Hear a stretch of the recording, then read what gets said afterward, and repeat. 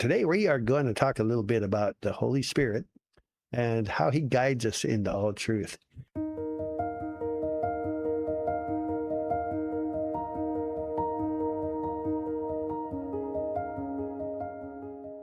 When we find we have promises in the Bible, that tells us that he gives us these precious promises that his makes us partakers of the divine nature.